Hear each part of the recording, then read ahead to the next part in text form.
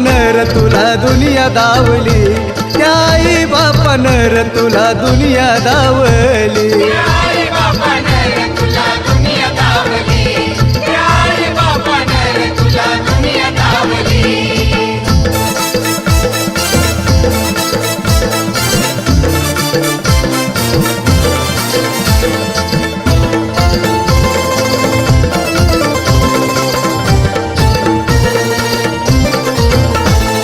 दुधाचे एक एक पाजल रे घोट, खाऊ पिऊ घालून केलं तुला मोठ.